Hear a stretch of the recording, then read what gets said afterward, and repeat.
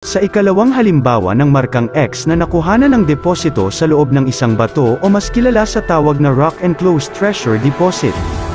Ito ay tapos ko nang natalakay at nagawa ng video, pwede nyo itong bisitahin sa aking video list, para sa kompletong version ng pagpapahayag, hinggil sa naturang treasure retrieval, at pinamagatan ko itong Quick Deposit Retrieval Episode 1 to 4, at Quick Deposit Retrieval 5 and 6.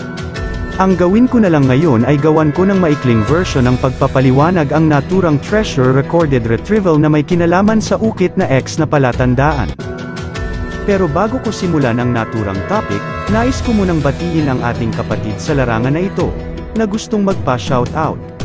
Sa'yo kapatid LAP Toto from Bakawi Bulacan, shoutout sa'yo brother at magandang buhay, at sa lahat na rin ng aking mga taga-subaybay, friends and followers, shoutout din sa inyong lahat at magandang buhay, nananalangin ako sa kanya-kanya nating tagumpay pagdating sa ganitong larangan.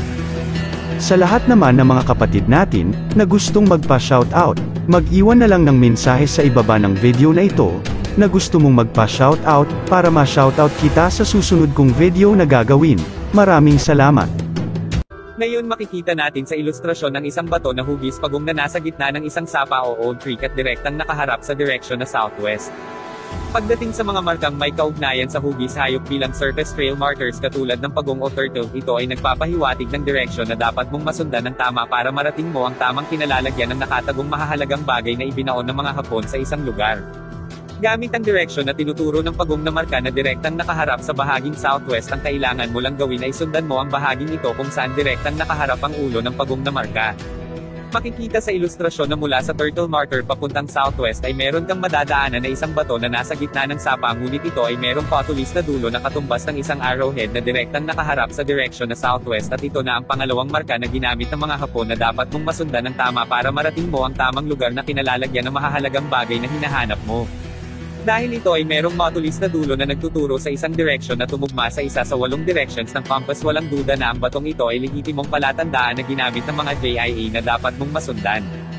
Sa pagpatuloy makikita natin sa ilustrasyon na merong sliced rock na hugis rectangular na nasa gilid ng sapa na siya namang tinuturo ng batong may matulis na dulo o arrowhead.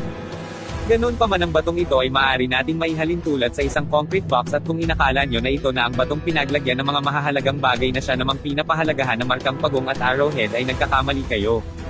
Dahil ang rectangular shape rock na batong ito ay isa lamang sa mga palatandaan na ginamit ng mga Hapon bilang directional pointer na dapat mong masundan para marating mo ang tamang lugar na siyang totoong pinaglagyan ng mga mahahalagang bagay na itinago ng mga Hapon sa naturang lugar.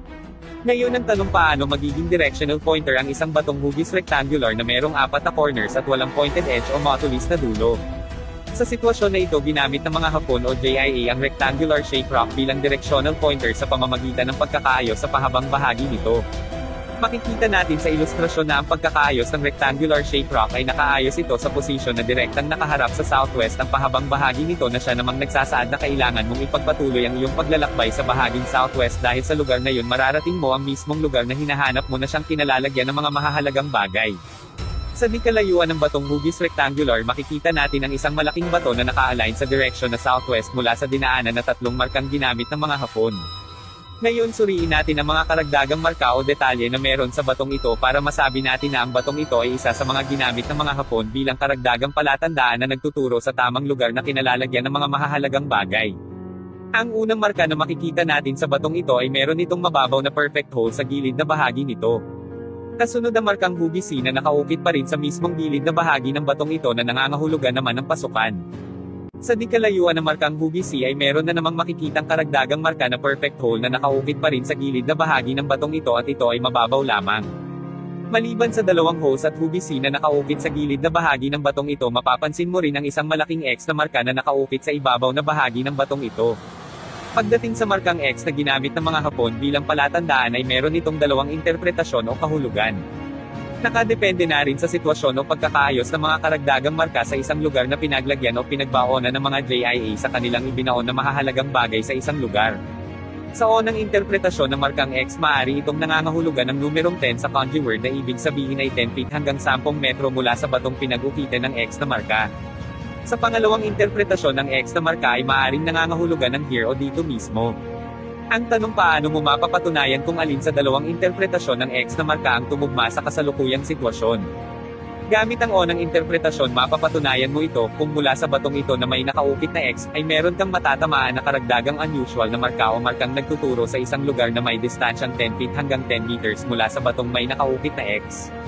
Pero nung sinuri mo ang paligid ng batong ito ay wala ka na makikitang karagdagang marka sa paligid nito na nagtuturo ng karagdagang directions na dapat mong masundan at puntahan. Nagpapatunay lamang ito na ang X na marka ay nangangahulugan ng here o dito mismo. Ngayon ang tanong, saang bahagi ng bato na ito inilagay ng mga Hapon ang nakatagong deposito o mga mahahalagang bagay? Sa karagdagang pagsusuri sa markang X ay meron kang makikitang maliit na dot sa kaliwang ibabaw na bahagi nito. Alam naman natin na pagdating sa mga dot na marka, nangangahulugan ito sa direksyon na dapat mong sundan papunta sa isang nakatagong pasukan na pinaglagyan ng mga mahahalagang bagay. Ngayon, maliban sa markang X at dot na nakaukit sa ibabaw na bahagi ng batong ito, mapapansin rin natin na ang isang guhit ng markang X ay mahaba ito, at direktang nakaturo sa ibabang bahagi nito na naka-align naman sa posisyon ng isang dot na nasa gilid ng markang X. Maliban sa markang X at dot, mapapansin rin natin na merong markang kahalintulad ng hugis Y na nakaukit sa kanang bahagi nito, at ito naman ay isang kanji word na nangangahulugan sa Japanese word na enter or insert. Na pag ipinagsama mo sa markang X, makakabuo ka ng talatang enter here or insert here.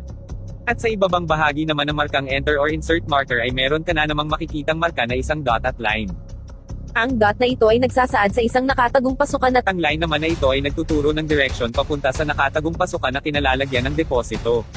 Gamit ang mga pinagsama-samang markang nakaukit sa batong ito, Ngayon makikita sa ilustrasyon ang isang malaking butas na siyang pinaglagyan ng deposito o mahahalagang bagay na itinago ng mga Hapon sa naturang lugar. Sa lawak at lalim ng butas na ito na kayang pagkasyahin ang isang paawalang duda na ito ay naglalaman ng iba't ibang uri ng deposito.